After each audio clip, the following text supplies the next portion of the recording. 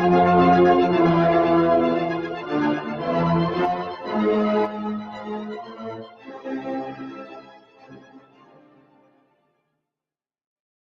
succede? Succede che siamo in onda con gli scorretti e in collegamento con il Gran Maestro Carlo Cambi. Buongiorno direttorissimo, Gran Maestro. Cardinal Cainarca di rito ambrosiano, buongiorno. Grazie Gran Maestro, eccellentissimo, e ben trovato Carlo. Allora, questa mattina di che cosa vogliamo parlare? Vorrei subito esordire con una cosa che mi ha fatto sganasciare da ridere stamattina. Stavo guardando i colleghi della SET, noti arrampicatori sugli specchi, che stavano facendo il bilancio di 2 anni di Meloni e continuavano a battere su tutte le cose che sai, e a un certo punto hanno detto che poi anche in Europa la Meloni insomma cerca questo standing internazionale, però fa fatica. E c'era Ernesto Galli della Loggia, che io non ho particolarmente simpatico, ma gli avrei fatto un monumento, che ha icasticamente così detto: ma di quale Europa parlate? Ma di quale crisi Meloni parlate? L'Europa è in disfacimento e questo disfacimento dell'Europa si riverbera negativamente su tutti i governi nazionali. Ora, sentire un editorialista del Corriere della Sera, che è l'house organ del politically correct in questo paese, che prende atto della crisi dell'Europa, ma non del concetto d'Europa, ma della crisi di questa costruzione europea, stamattina mi ha aperto un orizzonte di serenità, nonostante il tempo sia pessimo. Ma perché? Rara avis.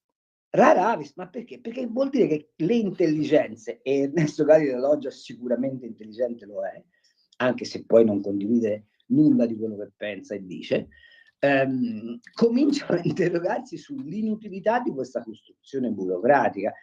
Cioè il povero Giorgetti continua a fare questi giochi di prestigio che, ripeto, secondo me il mago Silvan prima o poi lo denuncia per usurpazione della professione, perché siamo costretti da un patto di stabilità anacronistico nei tempi, sbagliato tecnicamente, inutile dal punto di vista della tenuta economica. Siamo a che fare con una Christine Lagarde che probabilmente nella vita poteva fare un sacco di altre cose. So che è stata un'ottima mezzofondista, quindi se correva avrebbe vinto le medaglie d'oro, ma sicuramente con l'oro la BCE non c'entra nulla.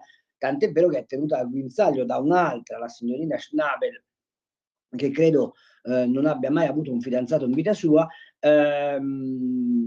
che come dire, interpretano il ruolo della Banca Centrale Europea come se fosse la succursale della Bundesbank, e purtroppo così non funziona. Vedi, il mio commercialista mi ha chiamato l'altro giorno e mi ha detto: Carlo, vuoi fare il concordato preventivo? Ormai Ora io sono un pensionato, no? Spunta anche tra le pubblicità del buon di Motta, ovunque. Esatto. Io sono un pensionato che ha una pensione sulla quale paga ovviamente le tasse, anche se è sbagliato pagare le tasse sulle pensioni, visto che quello è risparmio differito, ma lasciamo perdere. Questo presupporrebbe che abbiamo un impianto liberale dello Stato, cosa che in Italia non si è mai verificata. Ma perché questa bella riforma non la fa nessuno? Non lo so, ma te lo spiego, perché hai una pletora di 4 milioni di scalzamente producenti che devi comunque mantenere, perché avresti la sollevazione dei magistrati. Allora, partiamo da un dato. Tu pensa che meraviglia, che riforma fantastica e popolare sarebbe. Chi la verserebbe? Chi si direbbe contrariato? Quanta gente farebbe felice una riforma di questo tipo? Non paghi più le tasse sulle pensioni, che tra l'altro è giusta, no? Tra l'altro sarebbe anche giusta, oltretutto. Sì, cioè, io i contributi li ho versati, sono soldi miei, ok? Sui quali tu mi applichi a posteriori un'aliquota che peraltro è superiore a quella che io avevo quando li ho versati, espropriandomi di fatto del mio risparmio. Per questo è. Col paradosso che se io avessi potuto non versare all'INPS o all'INPG nel caso nostro, e avessi sottoscritto una polizza, tu mi avessi fatto detrarre dal reddito quella polizza, come fai con i contributi previdenziali, ma oggi io avrei potuto riscuotere quella polizza in Lussemburgo, poniamo, costituire un tesoretto in uno dei paradisi fiscali dell'Unione Europea e non pagare un ghello. Siamo di fronte allo Stato usurpatore. Io di questo sai che sono fissato su questo, però volevo tornare a questo esempio mio. Sì. Io prendo una pensione e su questa pensione pago già le tasse, ingiustamente.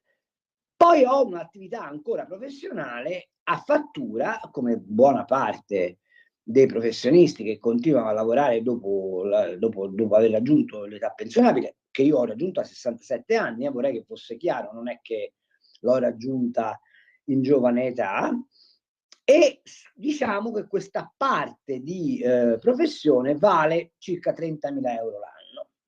Ho scelto la contabilità ordinaria perché non volevo i forfait, i benefit, le flat tax, tutte queste robe qua, volevo stare tranquillo. Mi chiama il commercialista e mi dice: Carlo, vogliamo aderire al concordato? Dico: spiegami. Dice: sì, allora lo Stato presume che tu da 30.000 che hai fatto nel 2024 arriverai a 45.000 nel 2025 e a 64.000 nel 2026. Se accetti la tassazione su queste cifre, noi facciamo il cumulo di quello che devi al fisco e la rateizzazione. E io ho detto: ma scusa, ma essendo io pensionato, è probabile che io vada a guadagnare di meno e non di più nel corso degli anni. E come fa lo Stato a dirmi che ho convenienza a fare il concordato preventivo se più che raddoppia il mio reddito nell'arco di 2 anni, presunto nell'arco di 2 anni? Allora, se le cose stanno così, ma l'ha concepita Vincenzo Visco quella roba qua? Appunto, se le cose stanno così e non ho motivo di dubitare che stiano così, perché il mio commercialista, pur essendo un professionista di provincia, è uno molto attento e molto scrupoloso, mi chiedo perché? E la risposta è: perché devo stare dentro gli argini di una programmazione europea che non mi serve a nulla. Non mi serve a nulla. Se non a consentire ad alcuni paesi, primo fra tutti la Germania, di ammortizzare gli effetti dei loro errori di politica economica. Allora io però vorrei, e questo francamente mi piacerebbe che un giorno facessimo una puntata con Alberto Gusmeroli faccia a faccia. Alberto Gusmeroli sia come esponente della Lega di altissimo profilo e di grande impegno, ma anche come uno dei commercialisti più bravi d'Italia, sul ragionamento che ci avevano promesso, cioè la riforma del fisco. Questo governo di centrodestra, attorno al bilancio dei 2 anni, 3 cose doveva fare immediatamente: la riforma della giustizia, la riforma del fisco e la riforma dell'educazione. Non ne ho vista una arrivata a capolinea. Lo dico con rammarico e lo dico perché, per esempio, stamattina, altro momento di grande ilarità nella rassegna stampa, lo stupore di Mattarella. Sì, si è stupito. Ora, che Mattarella si stupisca perché la narrazione europea verso l'Italia, essendoci un governo di centrodestra, è una narrazione negativa, avendo egli largamente contribuito a costruire un'immagine negativa dei governi di centrodestra italiani, mi pare francamente poco credibile, ma mi pare ancor meno credibile lo stupore dell'unico monarca nell'unico monarca repubblicano esistente al mondo, perché questo sta lì da 14 anni, sarà lì 14 anni ed è un monarca, uno che sta al potere per 14 anni defilato. Detto questo, e poi la sinistra si arrabbia per la legge sul premierato, ma lasciamo perdere.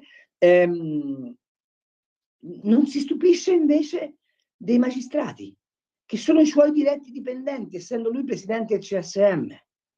E l'ultima cosa che mi ha fatto schiantare da ridere: Ranucci che annuncia uno scoop sui vertici di Fratelli d'Italia. Ma santo Gesù bambino della Sveleremo un nuovo caso Boccia. Immacolata Concezione. C'è un paese sotto monitoraggio di poteri terzi che sicuramente non sono quelli né giudiziario ordinario, né politico, né economico, ascoltato, spiato, dossierato, eccetera, eccetera, fatto dalla Guardia di Finanza, ordinato da alcuni magistrati della commissione antimafia della direzione antimafia che rimangono in commissione antimafia come parlamentari, e tutti occupano un altro caso Boccia, e quello sarebbe il giornalismo d'inchiesta italiano? No, fatemi capire. E la domanda che faccio è: ma non sarà che Ranucci, avendo un fratello alto papavero della Guardia di Finanza, ad alcune inchieste proprio non ci vuole accedere? Buona domanda. Ecco, questa è la mia introduzione di stamattina. Non so se hai trovato alcuni motivi, come dire, di rallegramento. Non so neanche se hai letto nella rassegna stampa il mio pezzettino che ho fatto oggi sulla Verità a proposito della mini Europa. No, guarda che non l'ho ancora guardata La Verità stamattina, perché la rassegna stampa la fa Sammy Varin e io non ho ancora guardato. Ho fatto questo pezzettino delicato sulla mini Europa. Sì, adesso lo andiamo a recuperare così. Intanto però ti chiedo un'altra cosa, visto che è tempo di, come Di dire, vendemmia. no, è anche tempo di bilanci, no? Anche di raccolta di olive. Anche la Presidente del Consiglio, il Presidente del Consiglio, Giorgia Meloni, ha fatto il suo bilancio in occasione dei 2 anni a Palazzo Chigi. Però, se mi posso permettere, in questi 2 anni non mi sono mai risparmiata, penso che sono soddisfatta dei risultati e dei traguardi che abbiamo raggiunto, sono consapevole di quanto ci sia da fare, però in generale un'operazione verità come quella di cui si parlava in questa trasmissione da tanto tempo non l'ha fatta ancora nessuno, dopo No. 2 anni, no? E io No. credo che a questo punto, visto che il contesto non è che sia dei più amichevoli nei confronti del governo Meloni, per 1000 motivi, in parte li hai già citati anche tu, alcuni di questi aspetti di poca simpatia da parte di tanti ambienti, forse sarebbe opportuno farla un'operazione verità, perché riconquisti magari ancora più fiducia da parte di chi ti ha votato e da parte di chi era lì per votarti e non ti ha votato, insomma da parte di chi non è proprio indottrinato e imbesuito sostanzialmente, no? Sì, sono assolutamente d'accordo con te, ma io l'operazione verità la condurrei su un triplice piano. Da una parte ammettendo che c'è una parte di personale governativo non all'altezza.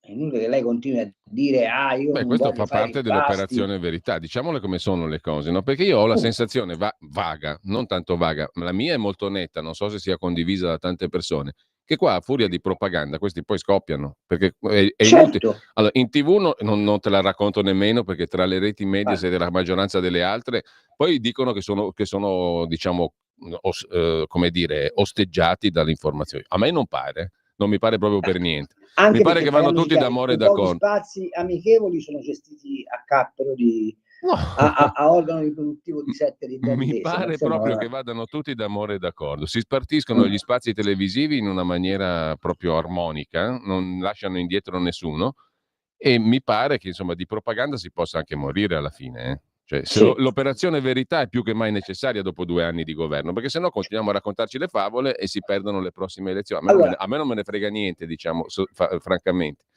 chi vinca le a me un po' prossime sì. elezioni. Però Vedi, per esempio,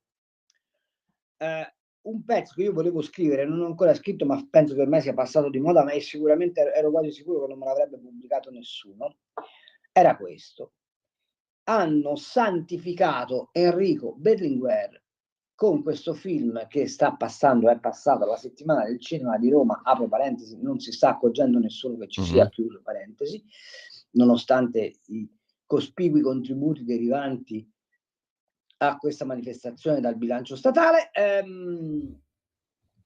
Questo film su Enrico Berlinguer elevato agli altari, no? Come grande democratico, eccetera, eccetera. Ora, può la cultura di centrodestra alzare il dito e dire: scusate, la raccontiamo tutta? Perché Enrico Berlinguer, ragazzi, è stato il tirapiedi di Palmiro Togliatti per almeno un ventennio. è stato segretario della Gioventù Comunista quando dall'Unione Sovietica, paese nemico dell'Italia, arrivavano al PC miliardi di rubli. Enrico Berlinguer non ha detto un fiato sull'Ungheria, peraltro abbiamo fatto Presidente della Repubblica uno che inneggiava ai carri armati sovietici che schiacciavano la gente a Budapest, e mi riferisco a Napolitano. Enrico Berlinguer è quello che è andato in piazza via l'Italia dalla NATO col Vietnam. Enrico Berlinguer è quello che ha sostenuto la CGIL contro la scala mobile. Enrico Berlinguer è quello che agitava le piazze comuniste. Enrico Berlinguer è quello che ha tollerato che di fronte al terrorismo si dicesse nelle sezioni del PC sono compagni che sbagliano. Enrico Berlinguer non ha mai detto che il comunismo è il peggiore dei mali possibili. Ricordo che il 21 settembre 2019 il Parlamento europeo ha approvato una mozione praticamente all'unanimità, salvo alcune frange estremiste della sinistra, di cui faceva parte ovviamente un pezzo d'Italia, che equipara i crimini del nazismo ai crimini del comunismo. Domanda: ma se Enrico Berlinguer, che è stato un protagonista della stagione comunista internazionale, lasciamo perdere che poi ha fatto la svolta, ci arrivo dopo, merita di essere elevato agli altari come un padre della democrazia, per quale motivo a una ragazza nata nel 1973, quando Mussolini era già stato eroso dai vermi, viene chiesto ogni 2 per 3 la biura rispetto al fascismo e si dice in Italia c'è un residuo di fascismo, mentre si accetta l'idea che Enrico Berlinguer sia stato un grande democratico perché ha fatto la svolta del PC allontanandosi dal PQS ma solo dopo che Khrushchev apre gli archivi segreti. Allora non sarebbe un tema che la destra o la cultura liberale dovrebbe sollevare dicendo: ma se è un grande democratico Berlinguer, tutti coloro i quali stanno nel centrodestra non sono ugualmente dei grandi democratici, e la fate finita Carlo, di voler dare voi la patente di democrazia? Ti interrompo per un minuto, riprendiamo da qua. In quanti ti promettono trasparenza, ma alla fine ti ritrovi sempre con la bocca chiusa e non puoi dire quello che pensi. Radio Libertà non ha filtri né censure, ascolta la gente e parla come la gente. Sempre più liberi con La Tua Radio è il nuovo sito che mette in prima pagina opinioni, firme, notizie, uno sguardo nuovo e originale sui fatti che ci circondano. Il nuovo quotidiano online, semplicemente radiolibertà.net. Stai ascoltando Radio Libertà, la tua voce libera, senza filtri né censure, la tua radio.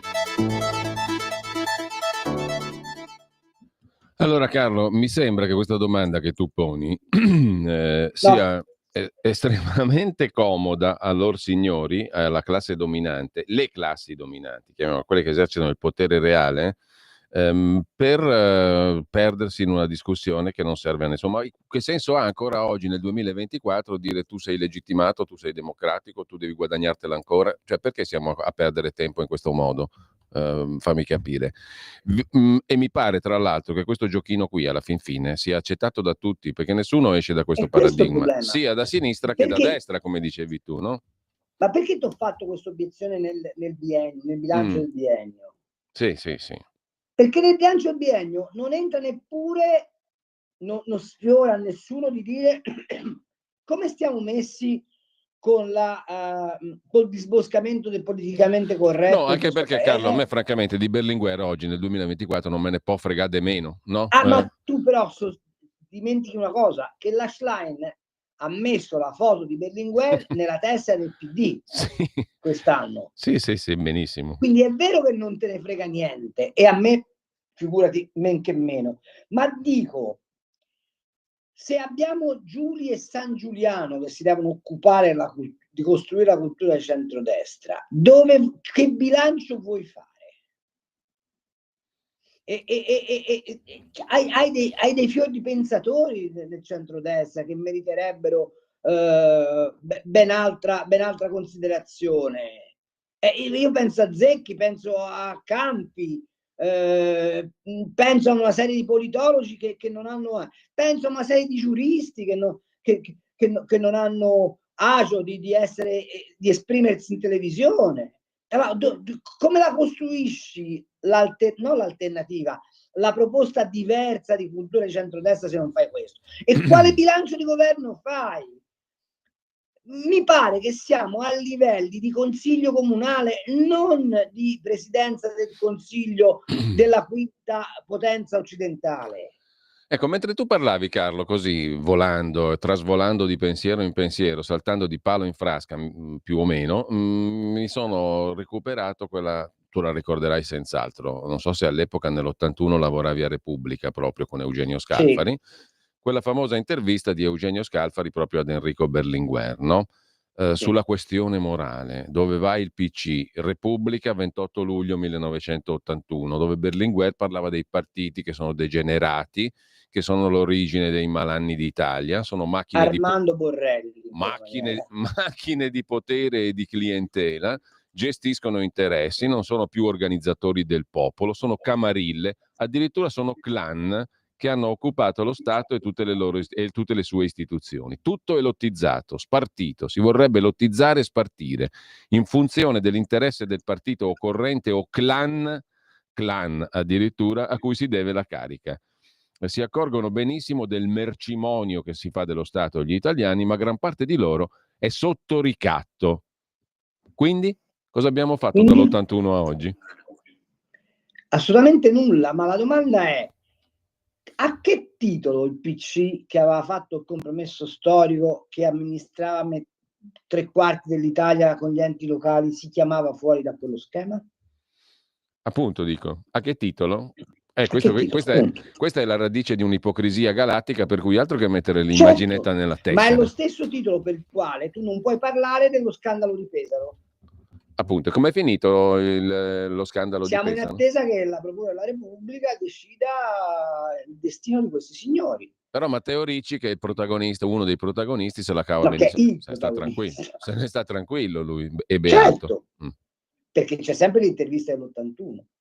Del resto, scusami, a me non risulta che la figlia di Almirante o la nipote di Almirante abbia un programma di punta su una delle principali reti televisive d'Italia. Ma c'è anche l'altra figlia che lavora sulla stessa rete, no? Appunto, voglio dire, capite? Cioè, quando fai il bilancio, poi il bilancio lo fai anche su questo. Per esempio, c'è un ministero dove esiste una catena di comando che funziona egregiamente e che andrebbe rivendicata da parte della Lega. Il Ministero delle Infrastrutture, con Matteo Salvini front office politico e Rixi che tiene rigidamente le briglia della struttura burocratica, è un ministero che funziona. E questo è quello che il centrodestra deve fare: avere un frontman politico che apre le coscienze rispetto alle idee del centrodestra e degli esecutori tecnici, o perlomeno politico-tecnici, che tengono la barra dritta sulle cose da fare. Cioè, la Presidente del Consiglio, di fronte agli attacchi al Nordio scomposti che vengono dalla sinistra e dalla magistratura, e di fronte al silenzio colpevole del Quirinale, non si è eretta a scudo umano del suo ministro della giustizia dicendo: non state calmi, noi abbiamo deciso che riformiamo la giustizia e lo faremo, cosa che la signora Thatcher avrebbe fatto. Lei non lo ha fatto. E il gap fra figure come la Thatcher e l'ottima Giorgia Meloni, che sicuramente si fa un gran cesto ed è una ragazza molto volenterosa da questo punto di vista, sta in questo. Non hanno ancora acquisito la caratura di statista, che è quello che nella crisi presente, con 2 conflitti spaventosi, con l'Europa in disfacimento, con i BRICS che in questo momento stanno a Mosca a rinforzare Putin e a raccontare ciò che tutti sanno ma che facciamo fatica a dire, cioè che il PIL aggregato dei BRICS è superiore del 20% al PIL aggregato del G7 e che quindi i veri padroni del mondo sono loro, ma questa cosa sui giornali non la leggi, perché ci dobbiamo continuare a raccontare che noi siamo la parte forte del mondo. Non è più vero. E per tornare ad essere la parte forte del mondo bisogna avere il coraggio di contrastare l'erosione della nostra civiltà, di dare una ferrea organizzazione ai nostri stati, di rilanciare un'idea liberale dell'economia e di assurgere a livello di statisti sul quadro internazionale. Ma secondo te è accettabile che un cittadino italiano paghi all'anno all'incirca 8.000 euro di tasse per mantenere Bruxelles, e Bruxelles non è un interlocutore né sullo scenario di crisi medio orientale né sullo scenario di crisi ucraino? È accettabile? Carlo, intanto io ho recuperato il pezzo sulla verità di cui parlavi tu, il tuo articolo di stamani, no? Vabbè, scusa, No, ma ha a che se fare. sto divagando troppo, No, dimmelo. non stai divagando, ha a che fare peraltro, no? Quello che tu scrivi oggi con quello che stiamo dicendo stamattina. Poi tra l'altro apriremo anche le linee, andremo avanti fino alle 11 perché assorbiamo Auto da Fè, la rubrica che conduco più o meno Spero che non sia intorno... un'auto elettrica, No, se no è ferma. è un'auto da atto della fede, qua bisogna Lo farne, so, bisogna farne tanti di atti della fede, anche nell'auto elettrica peraltro, no? C'è da esatto. avere fede No, nell'auto. quello è un dogma, non è neanche un Quello è atto un di fede, dogma, quello sì, è è un vero. dogma. E comunque tra poco apriremo le linee per chi vorrà intervenire, però tu la spari bella grossa già all'inizio del pezzo, eh. C'è quasi da rimpiangere e poi si capisce il perché, però quelle copertine, molti se lo ricorderanno, di Der Spiegel, con la P38 appoggiata sopra il piatto di spaghetti per descrivere l'Italia. Andava meglio all'epoca che non oggi, perché? Perché tu ci porti in quel di Bruxelles, giusto? Dove Sì. c'è una mini Europa. Vi ricordate la mini Italia? Ecco, il concetto è quello lì, mi sembra, no? Sì, l'Italia in miniatura è Una- uguale, ecco, riprodotta con l'Europa l'Europa. in miniatura. Come è rappresentata l'Italia in questa mini Europa di Bruxelles? È bellissima perché la metafora è perfetta, no? La dice lunga, è inutile poi star lì a spendere tante parole. L'Italia come è rappresentata? Con il barcone e l'elicottero di Frontex che lo sorveglia per salvare i naufraghi. Ma tu ti rendi conto, no? Castel del Monte, gli Uffizi, il Colosseo, tu dici, magari San Pietro, la Cappella dei Normanni a Palermo per rappresentare l'Italia. No, un bel barcone. C'è da E poi c'è i da ridere o da personaggi che piangere? popolano questa Europa chi sono? Greta Thunberg, Zelensky, Ursula von der Leyen, capisci dove siamo?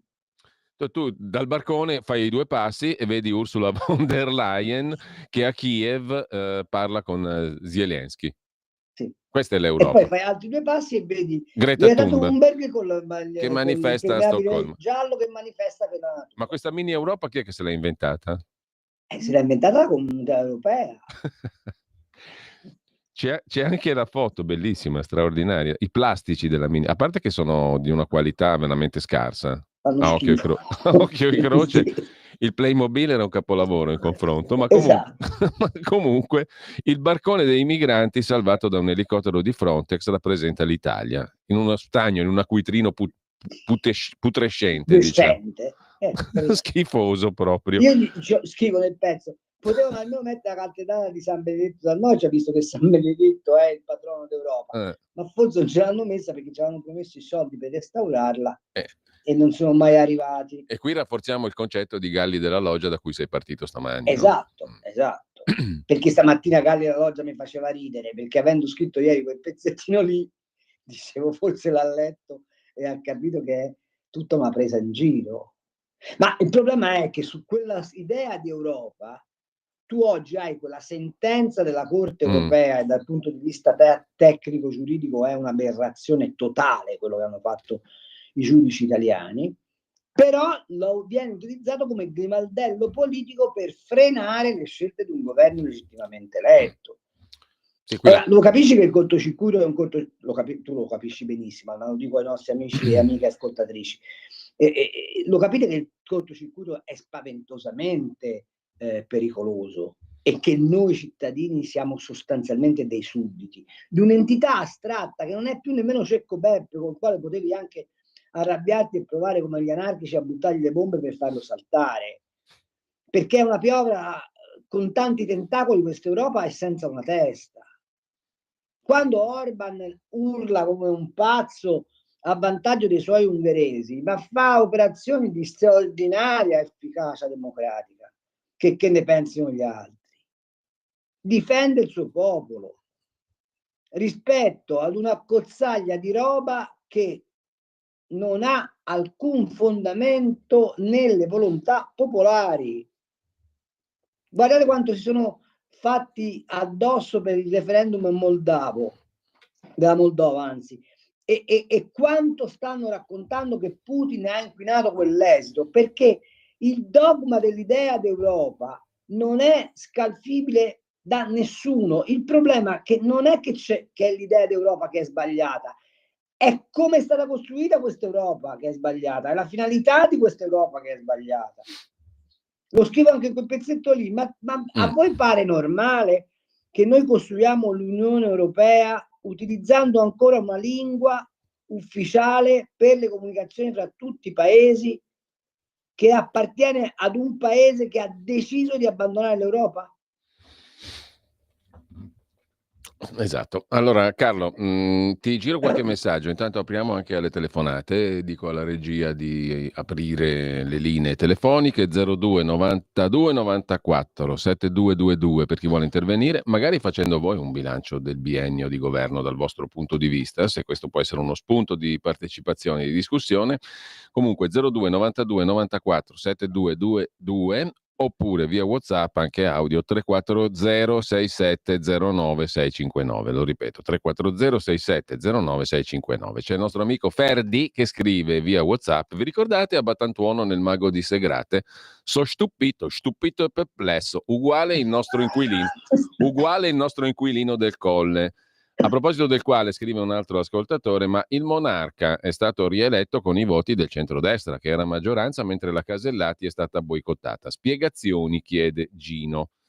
E ancora Paolo, la cultura di destra dorme, cultura di destra messo tra virgolette, dorme, scritto maiuscolo con un bel punto esclamativo rosso. Gio di Torino, se il Tribunale di Roma asserisce che l'Italia è sicura, togliamo a magistrati e politici la guardia del corpo, usino i mezzi pubblici come qualsiasi cittadino. Cordialità, scrive Gio da Torino. A proposito del sicuro o insicuro, però lì la questione, Carlo, era tutta domestica, no? L'interpretazione data dalla giudice italiana, perché la pronuncia della Corte europea aveva un suo fondamento, parlava di un cittadino ceco e della Moldavia, quindi non aveva niente a che vedere col discorso che è stato fatto poi dalla magistrata italiana. Ma è anche straordinario che in un paese di civil law, dove contano le leggi scritte e non le sentenze, dove le sentenze non sono fonte primaria del diritto, si curvi una sentenza, peraltro su una fattispecie specifica, a principio generale e in forza di questo si emettano dei provvedimenti. È una follia dal punto di vista tecnico-giuridico. Allora, c'è Luca da Brescia con la K che scrive in maniera forse troppo anzi sicuramente dal mio punto di vista estremamente sbrigativa e anche ingiusta: il bilancio del biennio governativo di destra è molto semplice, il nulla. Ecco, io non sarei No, così, non è vero. non sarei così drastico assolutamente, perché sennò buttiamo tutto in vacca e non ragioniamo più. No. Però dico un'altra cosa, Carlo, che io mi aspetterei da cittadino appunto di questo paese qui, che magari ha pure votato centrodestra alle ultime elezioni, da elettore, da simpatizzante, comunque da persona non riconoscibile nell'altra parte, chiamiamola come vogliamo. Comunque da cittadino qualunque io mi aspetterei a questo punto però provvedimenti veramente incisivi, no? Così taciti tutte le discussioni che non servono a niente di cui parlavamo prima.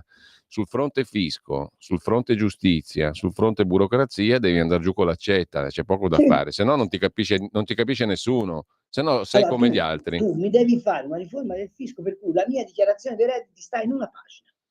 Sì, e la deve fare anche un bambino dell'asilo, cioè deve essere semplice, chiara. Oppure mi consenti di detrarre la natura del commercialista. Non c'è un'alternativa, cioè, ma non è perché sia emblematico questo, non è perché sia, come dire, decisivo questo, ma è emblematico. Se tu Stato, per farmi adempiere ad un dovere, mi costringi a sovratassarmi o addirittura mi costringi a mantenere i patronati dei sindacati che sono tuoi oppositori per pagare le tasse, c'è qualcosa che non torna. Io voglio un fisco come quello inglese, che al 31 ottobre mi manda una cartellina e mi dice: dai nostri calcoli tu ci devi 5.000 sterline che devi versare entro il 31 dicembre. Il 2 di gennaio ti arriva un'altra letterina del fisco inglese dove c'è scritto: grazie per il tuo contributo alla vita del paese, se è giusto. Se hai pagato di più, il 2 gennaio ti arriva la letterina con annesso vaglia dove c'è scritto: ti ringraziamo del tuo contributo, ma abbiamo ecceduto nel chiederti soldi o hai ecceduto nel darci soldi, eccoti indietro le tue 300 sterline. Oppure un altro bollettino dove c'è scritto: caro cittadino britannico, tu hai versato 5.000, da una verifica dei conti fatti dovevi versare 5.002, hai tempo fino al 31 marzo per darci le 200 sterline in eccesso. E il rapporto col fisco britannico si interrompe lì. Ci rivediamo fra 12 mesi. Allora Carlo, 2 telefonate. Pronto? Pronto? Buongiorno. Buongiorno Cainarca, buongiorno Cambi, sempre il mitico Cambi. Buongiorno. Allora, caro Cambi, vede, io penso che sia veramente ingeneroso. A me stamattina nelle critiche che voi facevate, ci sembravate voi giornalisti del Fatto Quotidiano. Cioè, allora, questo governo ha fatto quello che poteva fare in queste condizioni. Ragazzi, no. Se uno va al governo le condizioni le cambia. Finisco il concetto, Cambi, vedo se... Prego. E le chiedo scusa. Allora, io in 2 anni questi dovevano scardinare un potere che dura di cattocomunismo che dura di 75 anni, in cui è incistata profondamente questa nazione, che pure nel respiro, lei sa meglio di me, Cambi, perché c'ha una certa età come me, che dal dopoguerra fino alla metà degli anni 60 c'erano solo 3 presenze anche nel paesino più sperduto a cui la gente si poteva rivolgere, va bene? C'era il parroco con la chiesa, c'era la stazione dei carabinieri e la sezione del PC. La stazione dei carabinieri eliminiamola, perché specialmente al sud non ci andava nessuno.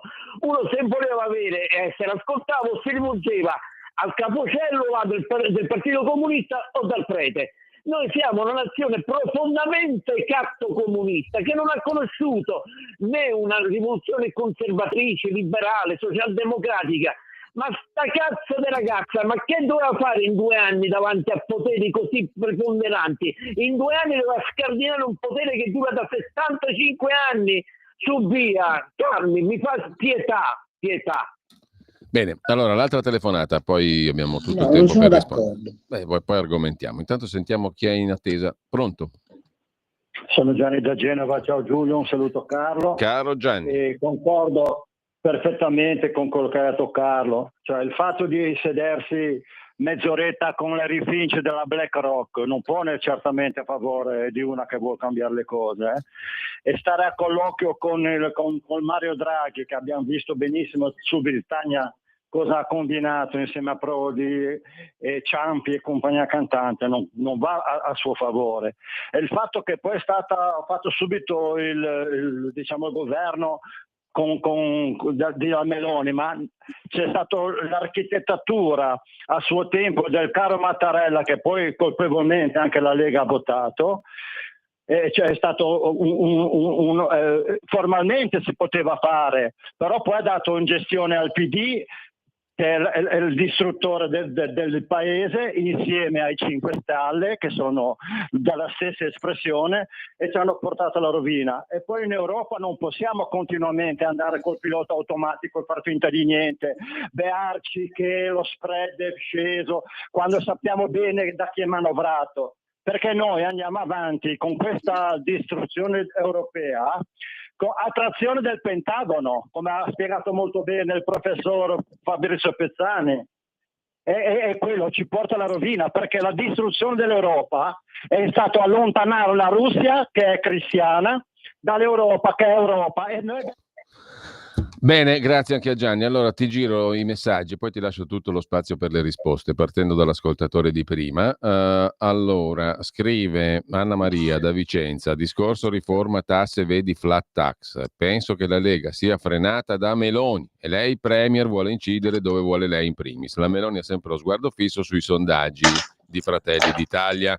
Non può permettere alla Lega di avanzare. Adesso io non so se questo discorso possa valere per le varie riforme. Se incontri Draghi con tante strette di mano e sorrisi, pretendiamo il cambiamento, saluti, scrive Gianluca. Beh, tu puoi incontrare Draghi, secondo me, anche fare strette di mano e sorrisi, poi fai quello che devi fare, cosa cambia?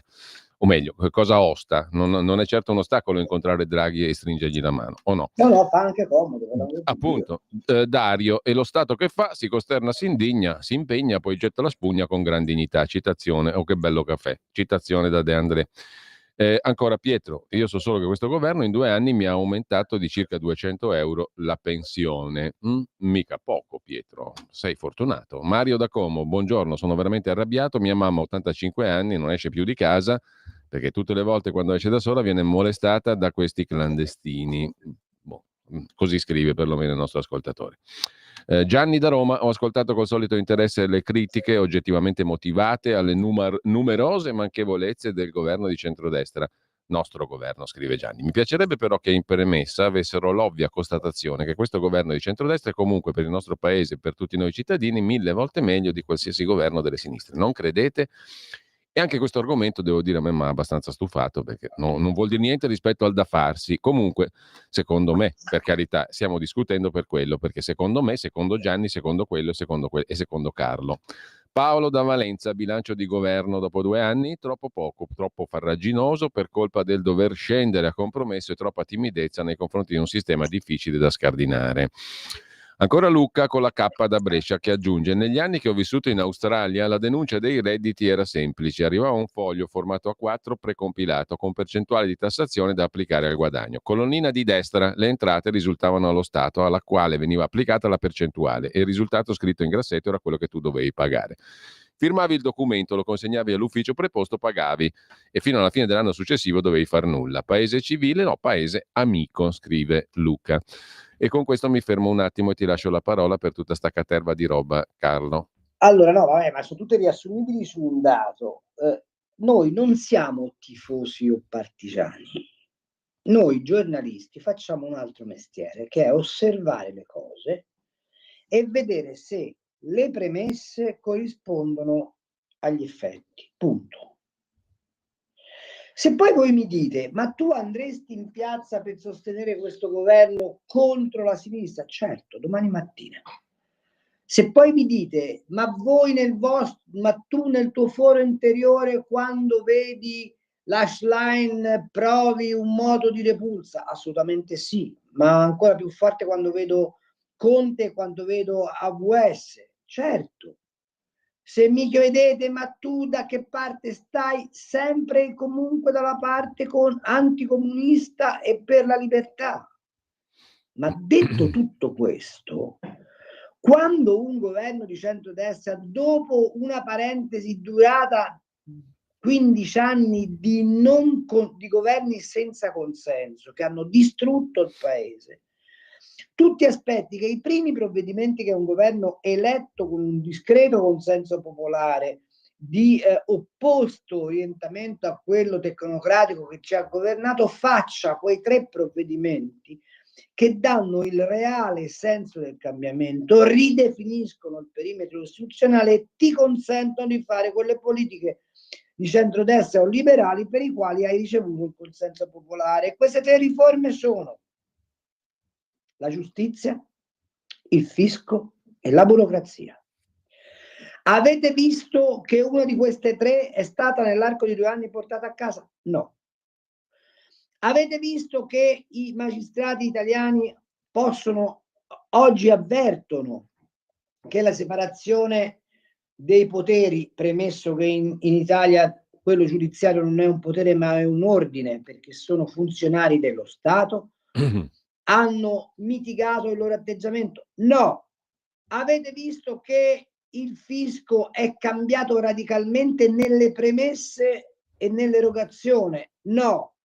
Avete visto che la riforma degli enti locali e dell'autonomia differenziata ha marciato a tappe spedite disboscando i rami della burocrazia? No.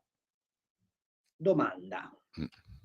Vogliamo dire che è tutto impossibile? E allora la risposta è ovvia, che li votiamo a fare. Appunto, è questo che mi sembra evidente. Poi no? Se mi dite ha aumentato le pensioni, poi se mi dite ha cercato di far funzionare un po' di più gli ospedali, se poi mi dite, sì, tutto vero, ma questo fa parte dell'ordinaria amministrazione. Appunto. Ciò che noi ci aspettavamo e che ancora speriamo accada è che vi sia un cambiamento di architettura delle istituzioni e dell'esercizio del potere nel paese, che è questo la vera arte del governare. Guardate che Machiavelli, il principe, non l'ha scritto immaginando se il segretario dell'anagrafe dovesse usare la penna blu o la penna rossa, l'ha scritto immaginando come si gestisce un potere per cambiare i destini della gente. Carlo, abbiamo una telefonata, svariati messaggi e poi siamo qua ancora appesi al report, perché dopo ci torno sopra, ma ti voglio fare una domanda a margine, Sì. perché Dagospia in questo momento sta aprendo con questa notiziona fenomenale, ma ci torniamo dopo. Intanto però c'è una telefonata e poi leggo i messaggi, poi abbiamo la pausa anzi la facciamo subito, la pausa delle 10:30, prima la telefonata però, la passiamo al volo. Pronto? Pronto, mi senti Carlo? Sì. Eccoci qua, no, Cainarca e tutte e due. Buongiorno. Sono Walter, Venezia Giulia. In tutti questi argomenti, che sono tutti leciti e concordo pienamente, perché anch'io la penso così e anche mia moglie la pensa così. Cioè, è chiaro che si capisce che il discorso di Carlo è un discorso di buon senso alla fine della fiera, però chiaro, noi andremo in piazza domani mattina, però non possiamo non criticare, non tanto come destra, perché come destra di governo non ci credo, io credo più come discorso leghismo che ha a che fare molto con la democrazia e deve essere fatto capire ai cittadini che non sono cittadini qualunque, Cainata, sono cittadini, quella parola lì qualunque non mi piace. L'altra cosa è il Papa, parliamone per cortesia, perché tra lui e Mattarella, ecco perché secondo me anche molte cose non accadono. I papi allora. Delle cose di cui c'è da vergognarsi. I due papi allora. Pausa. Sempre più liberi con La Tua Radio è il nuovo sito che mette in prima pagina opinioni, firme, notizie, uno sguardo nuovo e originale sui fatti che ci circondano. Il nuovo quotidiano online, semplicemente radiolibertà.net.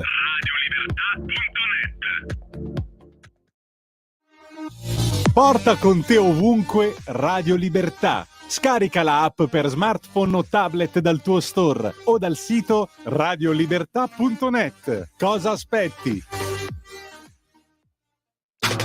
Stai ascoltando Radio Libertà. la tua voce libera, senza filtri né censura. La tua radio.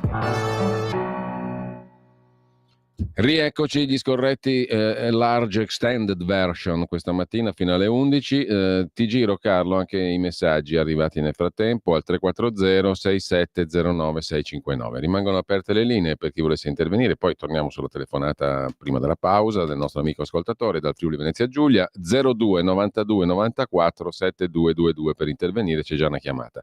Allora, messaggi, chiamata ulteriore e poi ti do subito la parola. Carlo Cambi. Marcello, sono del parere che per cambiare il sistema fiscale servono soldi a supporto. Semplificare il fisco significa diminuire il gettito fiscale e purtroppo, viste le condizioni, le tasse prelevate non bastano a gestire il welfare così com'è. Chiamiamolo welfare. Comunque, Riccardo, bene o male la destra governerà 40 anni, siamo nella guerra dei 30 anni, citazione da Claudio Borghi, quindi pazienza, pazienza. Roberto di Bologna, secondo me ci voleva più ribellione sulle decisioni insulse europee del Green, sull'invio di armi senza mai obiettare e continuare a non avere politica industriale. La comunità europea, scrive Joe, un altro ascoltatore, è da considerarsi come una famiglia, i figli, che saremo anche noi, raggiunta la maggiore età, si amministrano da soli. O abbiamo bisogno come i bambini della protezione e raccomandazione dei genitori? Paolo, Cambi è troppo chiaro, scrive sinteticamente Paolo. Sentiamo l'altra telefonata e poi la parola a Carlo Cambi. Pronto? Sì, pronto, buongiorno, sono Giampaolo Bernasconi da Faloppio in provincia di Como. Buongiorno. Faloppio. Buongiorno, sì, sentite, io volevo dire una cosa sulla priorità del governo Meloni, che secondo me non ha fatto assolutamente niente, che è quella dei salari, che sono scesi dal 1990 al 2020 del 3,9% peggio della Spagna. E volevo dire che in Germania in media un lavoratore tedesco prende 1,5 volte quello che prende un lavoratore italiano, e che la ThyssenKrupp, che è famosa in Italia solo per i licenziamenti e per le stragi, ha sempre fatto una politica fin dal 1800 di pagare bene i dipendenti, cosa che gli industriali italiani non fanno. Grazie, buongiorno. Allora, i papi, Mattarella e Bergoglio, e i salari, per dirla troppo sintetica. Carlo. Non ti sentiamo più. Il centrodestra adesso sì. che... No, abbiamo perso qualche secondo iniziale, Carlo, ma adesso ti sentiamo bene. No, dicevo, Mattarella è un errore enorme del centrodestra che pesa sulle condizioni di questo governo. Ma sai, se tu vai all'elezione del Presidente della Repubblica come un dilettante allo sbaraglio, è evidente che poi non porti a casa nulla. È la mania del centrodestra di avere candidati che sono assolutamente figli del clan, sui quali punti e poi porti a casa nulla. Guardate il casino che c'è alla RAI, tanto per avere un esempio. Ma alla RAI l'hanno eletto il presidente, no? La presidente non l'hanno ancora eletta, no? No. Ma tutto perché? Perché devi tenere la poltrona di Giampaolo Rossi, amico personale di Arianna Meloni, al caldo. Questa è la verità. Andiamo bene, dicono a Roma, no? E allora, col Presidente della Repubblica hanno fatto lo stesso schema, ed è chiaro che poi se ti ritrovi Mattarella, che non è Mattarella in sé, ma è Mattarella come espressione di un certo modo di intendere lo Stato, con una serie di poteri a lui collegati, e te lo ciucci, ed è evidente che stai come un leone in gabbia, ok? No. Il Papa è un signore che sta portando la Chiesa alla bancarotta e al disfacimento totale.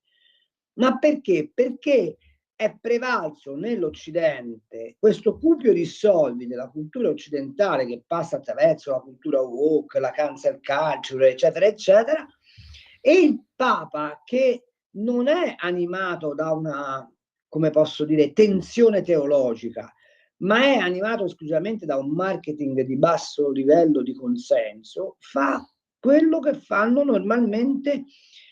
Vi posso dire la verità, a me Francesco mi sembra un influencer per conto di Dio, cioè è il terzo dei Blues Brothers, ok? Questa è la verità, e che dà il senso della diminuzione di valore della nostra civiltà. Quanto al fisco, non è vero che la riforma fiscale porta meno soldi. La riforma fiscale costringe lo Stato a spendere meglio. Chiaro? Così come in teoria il federalismo, l'autonomia, tutte queste belle cose. Perché quando io sento che qualcuno, anche dei nostri, accetta l'idea che esista l'extra profitto, mi vengono i brividi.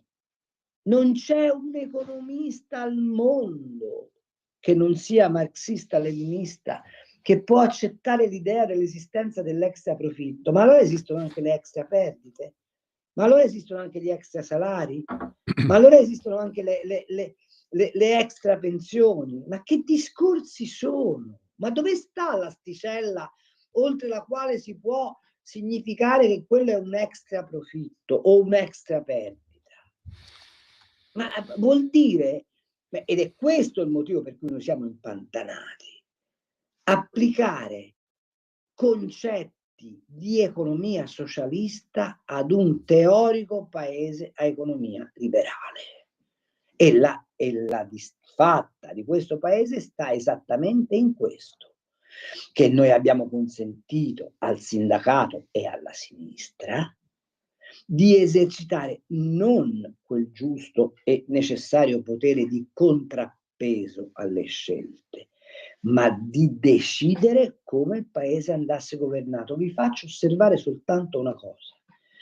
Come fa a stare in piedi un paese dove soltanto il 12% dei contribuenti paga per quello che riceve?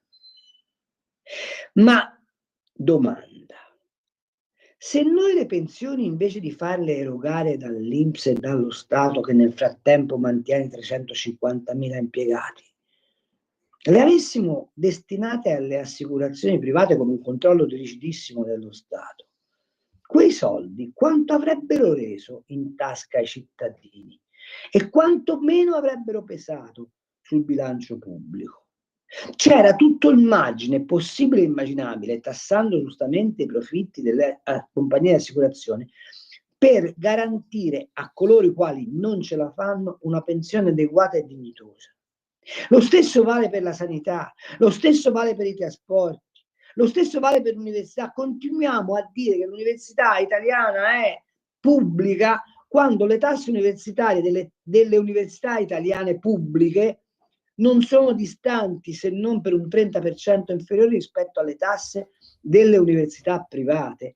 E quando si dice che le università online stanno facendo strage sul mercato dei titoli, ma per il semplice fatto che le università online hanno dei minori costi ed hanno un'efficienza superiore. Io mi sono rotto le scatole di dover pagare le tasse per un impiegato dell'anagrafe che mi tiene lo sportello aperto a giorni alterni 3 ore. Basta. E da un governo di centrodestra mi sarei aspettato questo basta. Allora, Ferdinando da Verona scrive: purtroppo non si parla mai della grande evasione, 23 milioni di lavoratori mantengono allora, 60 la grande milioni. evasione, vi faccio osservare questo. L'Istat ha certificato che l'economia irregolare che entra dentro il PIL quest'anno è pari a 220 miliardi di euro. Ora, l'evasione fiscale è calcolata spannometricamente dando tot massa di PIL fratto aliquota media uguale quanto dovrebbe incassare lo Stato. Ok? Ed è evidente che se tu hai 220 miliardi di economia non regolata, cioè mafia, puttane, giochi d'azzardo, eccetera, eccetera, e quella roba lì la carichi sul PIL, fratto le entrate fiscali, avrai sempre un numero di evasione fiscale esagerato, ma semplicemente perché c'hai 220 miliardi di economia totalmente sottratti a qualsiasi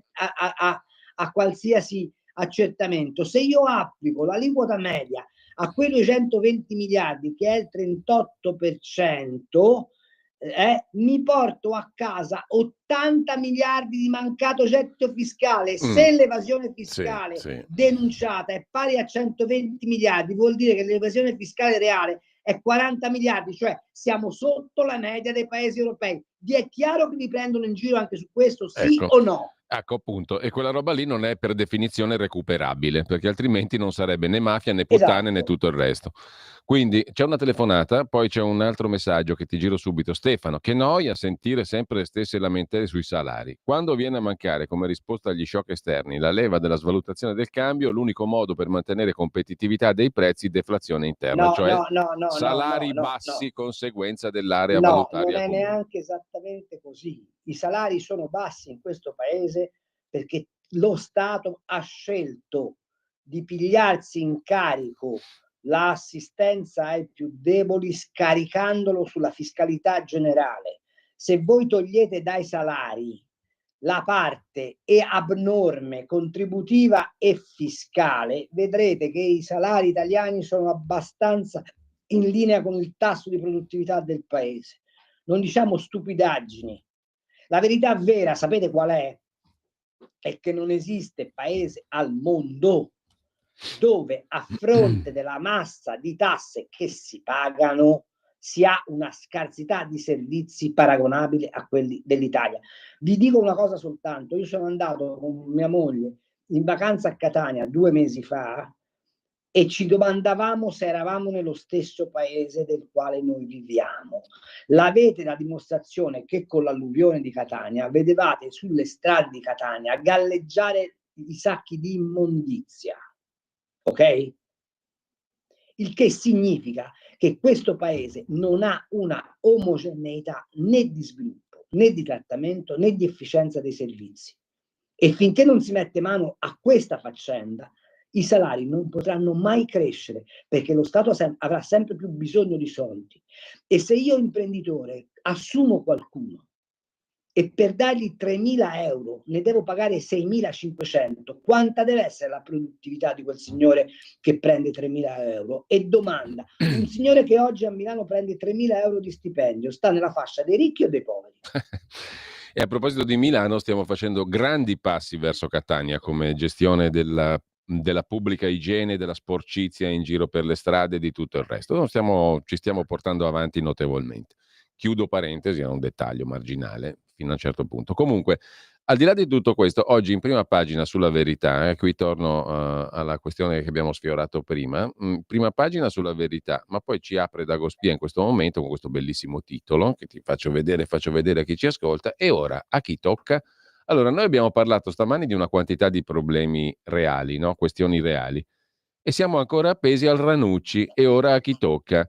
Giorgia Meloni e i piani alti della RAI sono nel panico dopo l'annuncio di Ranucci che domenica a Report squadernerà un nuovo caso Boccia San Giuliano, ma stavolta al maschile, che terremoterà il Ministero della Cultura di Alessandro Giuli, documenti e chat che farebbero ipotizzare responsabilità legate ad alte cariche di Fratelli d'Italia.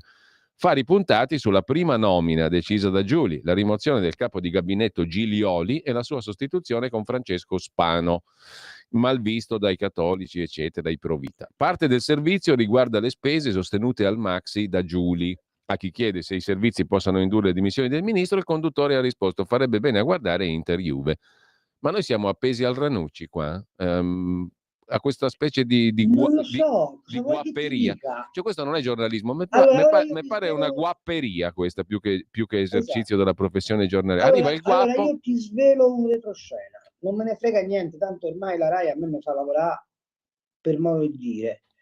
Io e un mio collega siamo andati da Corsini, che è il direttore approfondimento della RAI, uno di centrodestra, e gli abbiamo proposto una trasmissione di economia in cui si svelavano tutte queste cose che ci stiamo dicendo e in cui avremmo voluto in qualche modo raccontare agli italiani come equalmente questo paese abbia bisogno di svolte radicali e chi sono quelli che mangiano alle spalle del paese. La risposta è stata ma perché dobbiamo farla? Ma chi te lo fa fa? Ma chi te lo fa fa? Egualmente il sottoscritto ha detto: scusate, ma noi ci stiamo battendo contro la carne sintetica, bla bla bla. La Giannini su Rai 3 continua con questo indovina chi viene a cena a sparare addosso agli agricoltori, alla zootecnia. Possiamo fare una trasmissione che riequilibra le cose? Sempre alla dirigenza di centrodestra. La risposta è stata: perché? Allora, quando io vi dico che c'è una sudditanza culturale del centrodestra, vuol dire che la RAI continua ad essere succube degli agenti che sono tutti ex alleati col PD, continua a essere succube di alcuni conduttori che fanno come gli pare, continua ad essere succube di dirigenti RAI che hanno una loro corte dei miracoli familistica che viene promossa indipendentemente dal fatto se i programmi abbiano successo o meno. Ma la RAI è semplicemente una piccola spia del non cambiamento che si è verificato nel paese. Quindi, quando tu mi domandi, ma dobbiamo essere appesi a Ranucci? Purtroppo sì, perché non siamo in grado di costruire una controinformazione, o meglio, non siamo in grado di raccontare ai cittadini che esistono problemi infinitamente superiori delle note spese. Bene, allora vedremo cosa c'è di pruriginoso al maschile nella ma prossima non serve storia. a nulla, Vediamo un po'. cioè, Ma è a me importante. quello No, che ti sbagli. quello che mi chiedo è: ma domani mattina se Tavares chiude Mirafiori, Pomigliano d'Arco e Melfi, i 25.000 operai che residuano dall'ex Fiat dopo che la famiglia Agnelli ha grassato come fosse stato un lanzichenecco medievale le casse di questo Stato, che fine fanno? Che risposta gli dai? Ma posso stare appesa a Ranucci No, in ma queste a me mi viene condizioni? allora c'è una telefonata, Carlo, però mi viene una considerazione. Se avessimo davanti una riforma tipo quella del fisco britannico di cui parlavi tu o australiano di cui parlava l'ascoltatore, a me del Ranucci me poteva fregare di meno, no?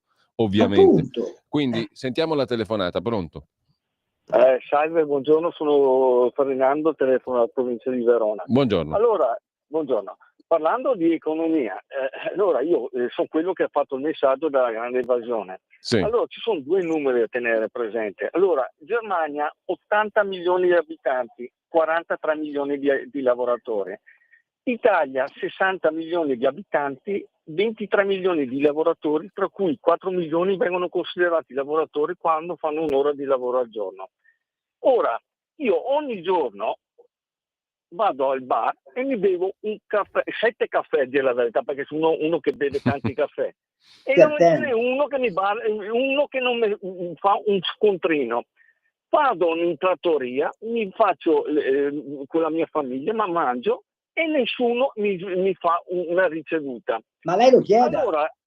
Allora o sono sfortunato io o sono deficiente io, ma quello che sento è la normale amministrazione. Allora io mi domando come fa un paese ad andare avanti in questa maniera qua. Dire che l'evasione non esiste è un po' riduttivo. No. Oggi come oggi si vuole fare la riforma della fiscalità. Ma lei lo sa chi è il primo evasore in Italia? Non si tirano fuori i soldi, per favore. Scusi, ma lei lo sa chi è il primo evasore contributivo in Italia? Io non so se sia un'evasione contributiva. Le faccio una domanda, ma lo dico a beneficio suo e degli ascoltatori. Lei sa chi è il primo evasore contributivo in Italia? Lo Stato. E allora di che cosa stiamo parlando? Allora, ma infatti... Guardi che quelle pensioni che lo Stato non paga poi vanno a carico della fiscalità generale. Ma certo, e la domanda è, ma se io lavoro una vita e lo Stato non paga i contributi ai suoi impiegati e dalla mia pensione devono uscire anche i contributi per gli impiegati dello Stato, secondo lei io sono tentato di pagarli quei contributi o di non pagarli? Io le do pienamente ragione, Cambio. E allora di che cosa stiamo ragionando? Quanto alla trattoria e al caffè, lei faccia quello che dovrebbe fare, cioè gli dica mi fa la ricevuta per favore, punto. Però lei mi deve spiegare, io le do pienamente ragione, Cambi, io non sto qua dicendo, perché il primo evasore è lo Stato, ma la domanda è, ma i 23 milioni che mantengono tutti quanti, ma dov'è questa grande evasione? Dove si annida l'evasione? Perché caspita, io non voglio neanche pensare. Ma glielo spiego io dove si annida l'evasione.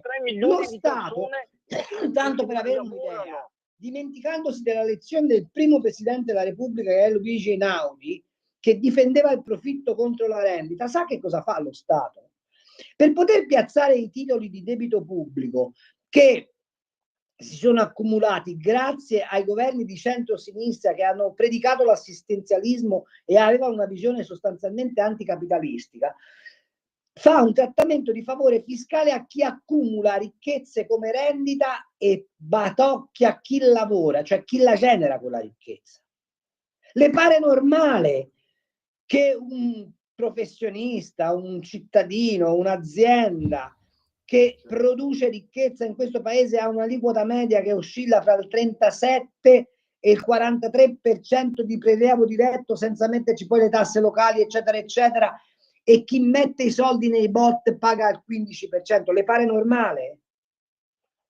Sì, ma guardi, io non metto in dubbio, però qua... E allora la risposta che io do alla sua giusta perorazione, sa qual è? Basta seguire la vulgata che se si recupera l'evasione fiscale lo Stato va bene, perché un principio contabile ineludibile di cui tutti i governi si sono fregati è che ogni centesimo recuperato all'evasione fiscale non va a spesa corrente, ma va destinato a due cose: abbassare le aliquote e mitigare il debito pubblico. Non mi pare che sia successo mai nella storia di questo paese.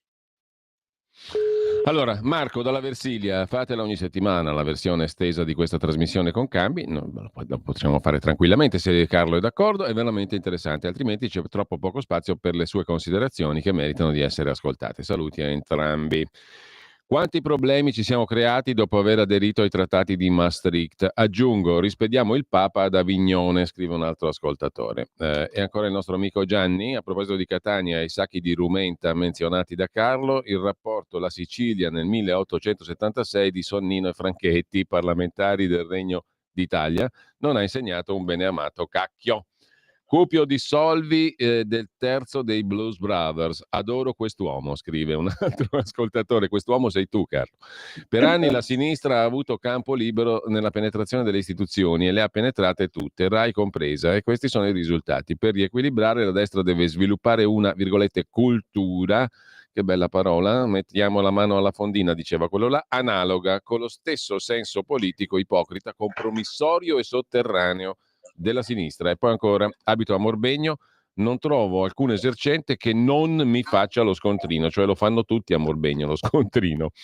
E ancora un altro ascoltatore, come si faceva negli anni 70 quando non c'erano i registratori di cassa, l'evasione è un tema abbastanza abusato allo scopo di colpevolizzare il sistema produttivo del paese. Roberto, dicono sempre che ci sono 100 miliardi da recuperare come evasione fiscale, vadano a recuperarli e che non ci sono una favola, come diceva Carlo prima. Con questo ci fermiamo anche con i messaggi. Intanto ti lascio la parola per un commento, Carlo, e poi ci salutiamo. Due telefonate, chiedo scusa, Carlo, perdono. Vai. Sentiamole al volo, pronto?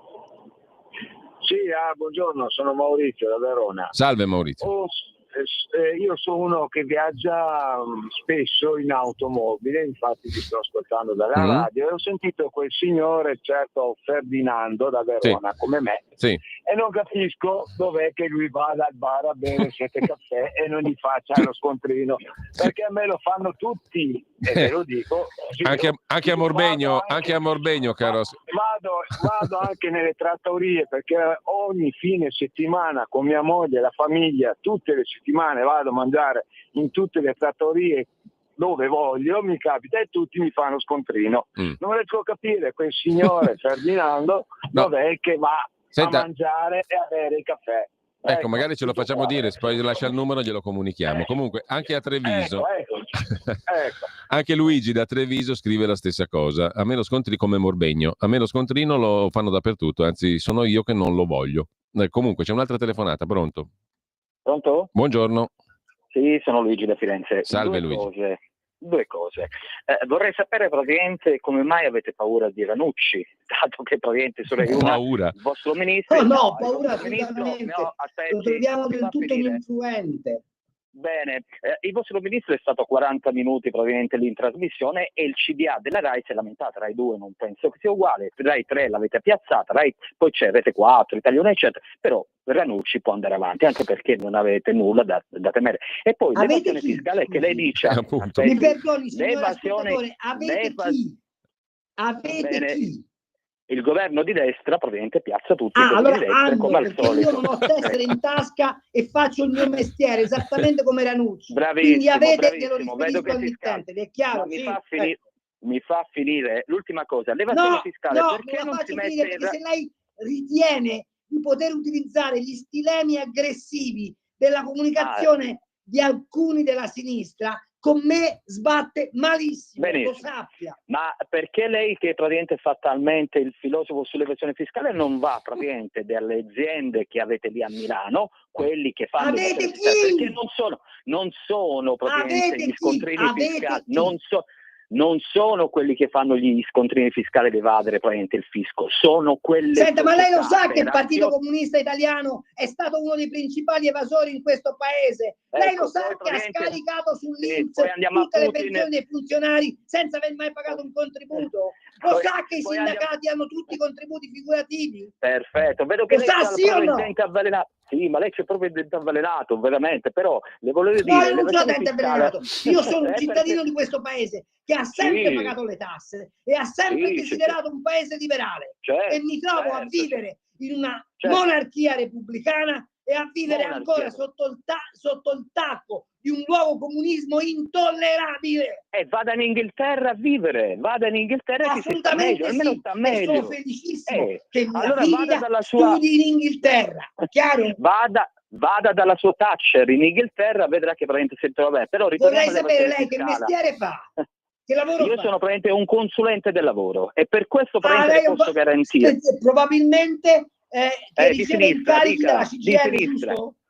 Sì, CGIL, CISL, WIL, eccetera. Certo, Ascolti, noi siamo praticamente... quindi lei fa piccoli, parte di quella parte del paese che lucrando sulla fatica degli operai si è costruita una professione. Va bene. Bravissimo, lei mi conosce, lei mi conosce e quindi però le dicevo che noi siamo pancia a terra come sindacati, però glielo vado a dire ai suoi amici di governo. Siete pancia a terra, ma tassare, se andate in piazza sull'autonomia differenziata fregandovene dei licenziati dalla Fiat, se andate in piazza a discutere di comunità LGBTQ e vi stanno chiudendo l'Ilva sotto il naso e non dite una parola, ma di che cosa sta parlando? Con orgoglio, perché ancora siamo in una democrazia non praticamente monarchica, Repubblica Italiana, articolo 1, se lei lo conosce, e tutti sono uguali alla legge, compresi gli extracomunitari. Comunque, glielo vado a dire praticamente su Rai 2 quando fa le trasmissioni ai suoi amici di destra, di tassare chi deve tassare, e non se la prende con i sindacati, che noi siamo pianci a terra,